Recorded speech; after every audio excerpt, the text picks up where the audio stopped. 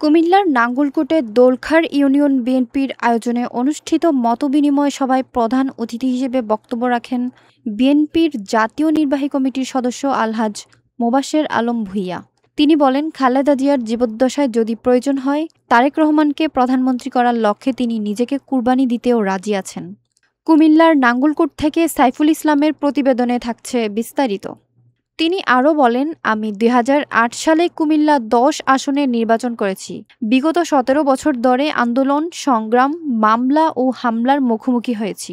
মনোনয়ন বোর্ডে গিয়ে আমি দেখেছি আমার প্রিয় নেতার চোখের জলের তুলনায় আমার মনোনয়ন বেশি গুরুত্বপূর্ণ নয়।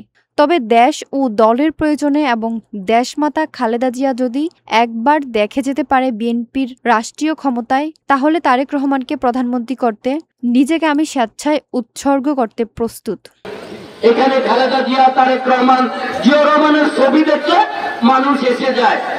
আমাদের কি কিছু করার আছে? মানুষের স্রোত আটকে রাখা যায়? ৩১ দফা আমি হলফ করে বলবো, আমার দলের ৯০% লোক আজকে পর্যন্ত জানে না, কারণ জানবে থেকে পড়ে না। তো পড়ার সময় কখনোই যে গজবের ভিতরে এমনি তাকাই থাকে। সুতরাং এটাকে বুকে ধারণ করে তারেক রহমানের ৩১ দফা ভোটারদের কাছে, মা বোনদের কাছে উঠান বৈঠক করে চাল দোকানে এই ৩১ দফার দাওয়াত পৌঁছাইতে হবে। আমি ২০০৮ সালে নির্বাচন করেছি, আপনারা আমাকে ভোট দিয়েছেন। আগামী নির্বাচনেও আমি দলের একজন প্রার্থী হিসাবে মনোনয়ন বোর্ডে গিয়েছি। আমি বিগত ১৭ বছর আপনাদেরকে বুকে নিয়ে আন্দোলন, সংগ্রাম, মামলা, হামলা সবকিছু করেছি। সেই অধিকার নিয়ে আমি মনোনয়ন বোর্ডে গিয়েছি। কিন্তু সেখানে গিয়ে আমার যে অভিজ্ঞতা হয়েছে, সেখানে দেখেছি আমার প্রিয় নেতার চোখের জল। আমি আমার প্রিয় নেতার চোখের জলের কাছ থেকে আমার মনোনয়ন বেশি গুরুত্বপূর্ণ নয়। আমি স্বইচ্ছায় সজ্ঞানে বলেছি আমি মনোনয়ন পাওয়ার হকদার, মনোনয়ন আমার অধিকার।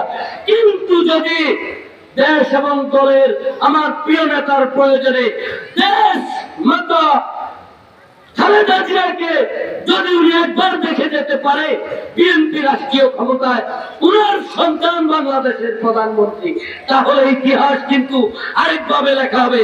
রাষ্ট্রপতির সন্তান, প্রধানমন্ত্রীর সন্তান এবং তারেক রহমানকে প্রধানমন্ত্রী বানানোর জন্য আমি নিজেকে কুরবানি দিতে আমার কোনো আপত্তি নেই। আমরা আগামী নির্বাচনের জন্য দলের প্রার্থীকে বিজয়ী করার জন্য যে যার অবস্থান থেকে আপনাদের যে ৫টি কেন্দ্র আছে, এই ৫টি কেন্দ্রের লোক এগুলা ভাগ করে আগামী নির্বাচনের জন্য প্রস্তুতি হবে। সভায় সভাপতিত্ব করেন দোলখার ইউনিয়ন বিএনপির সভাপতি সুবেদার মেজর অবসরপ্রাপ্ত আব্দুল মতিন। সাধারণ সম্পাদক মাহফুজুর রহমান মোল্লার সঞ্চালনায় বক্তব্য রাখেন নাঙ্গলকোট উপজেলা বিএনপির সভাপতি আলহাজ নুরুল আমিন জসিম, সাধারণ সম্পাদক নুরুল ইসলাম সোহাগ, সাংগঠনিক সম্পাদক মাস্টার মাহবুবুল হক, উপজেলা যুবদল আহ্বায়ক মনিরুল ইসলাম মনির ও সদস্য সচিব কামরুজ্জামান টিটু। মতবিনিময় সভায় উপস্থিত ছিলেন ইউনিয়ন ও উপজেলা পর্যায়ে বহু নেতাকর্মী, যুবদল ও ছাত্রদলের নেতারা। বক্তারা একসঙ্গে দলকে শক্তিশালী করার এবং আসন্ন জাতীয় সংসদ নির্বাচনে ধানের শীষকে বিজয়ী করার অঙ্গীকার ব্যক্ত করেন। একটি মাত্র ব্যক্তি যার সাথে আর কারো তুলনা হয় না, সে হলো মোবাশ্বের আলম ভূঁইয়া। এটার প্রমাণ আপনারা যারা বিএনপি করেন আমার সামনে আছেন প্রবীণ, আর আমি একজন কর্মীর সাথে সাক্ষী। দেখেন ৯১ নির্বাচনে আমি দেখেছি কামরুজ্জামানের জন্য উনি কি ভূমিকা রেখেছেন। ৯৬ চক্র দিয়েছেন।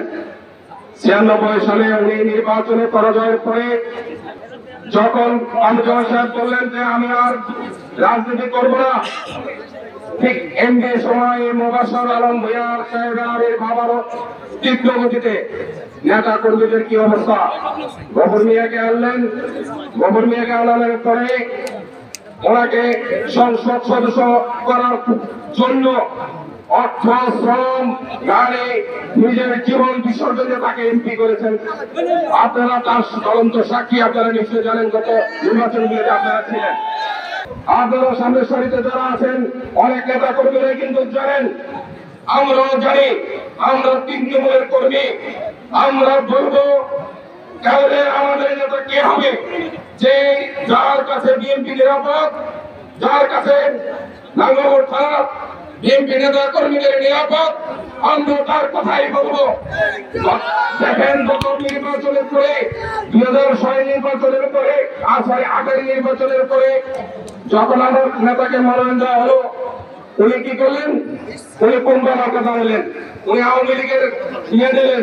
নেওয়ার পর ওনাকে ষড়যন্ত্রমূলক পরাজিত করা হলো। পরাজিত করার পর আপনারা যারা আমরা যে কর্মীরা ছিলাম, আমাদের কি কি অবস্থা হয়েছে আজকে এত বছর আপনারা জানেন।